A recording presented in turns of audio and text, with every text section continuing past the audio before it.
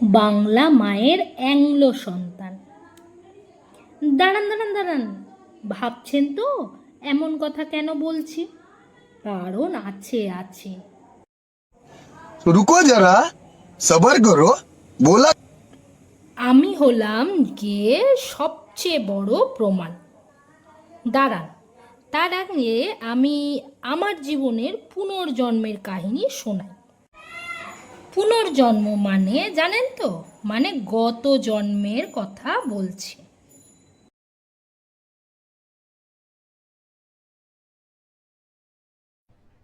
अरे कहना क्या चाहते हो? দেখবেন একটু মোটামুটি স্টাডি করলে আপনারা নিজেরাই জানতে পারবেন আপনারা মোটামুটি গত জন্মে কে কি ছিলেন।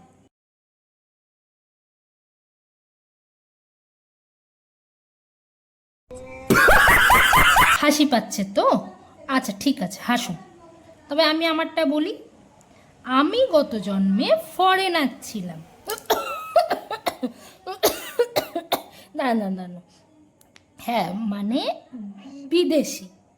এবার বলুন কি করে বুঝলেন? আপনি বিদেশি, মানে আপনি বিদেশবাসী ছিলেন, গায়ের রং তো মোটামুটি ম্যাচ করছে না আপনার সাথে বিদেশিদের। দেখেছেন? এটাই বলবেন তো?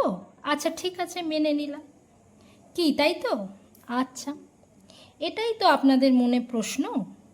ঠিক আছে, আরে বাবা অপেক্ষা করুন, আমি ক্লিয়ার করে দিচ্ছি। আমেরিকা, চায়না, জার্মানি এ সমস্ত দেশে নাকি নিজের কাজ নিজেকেই করতে হয়।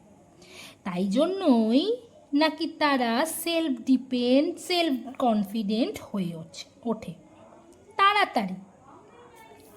তাই আমি ভাবছিলাম আমিও তো ওদের মতোই ঘর মুছি, বাসন মাজি, রান্না করি, জামা। না না না না, একদম ভুল ভাববেন না। আমার যে গৃহকর্তা আছেন তিনিও করেন। সত্যি কথা বলতে তিনিও আমায় হেল্প করেন। বাজার করেন, বাজার থেকে যত ক্রিটিক্যাল সবজি আনেন। হ্যাঁ, ওর কথা খুব কম বলেন, তবে আমি না বলা কথা অতি সহজেই বুঝতে পারি কী বলতে চাইছে। ওনার বন্ধুমুখ এটাই বলে, সারাদিন কি করে কে জানে, জিনিসপত্র জায়গায় পাওয়া যাচ্ছে না, জায়গার জিনিস জায়গায় নেই। ও মুখ দেখলে মোটামুটি আমি ধরে ফেলি কি কি বলছে।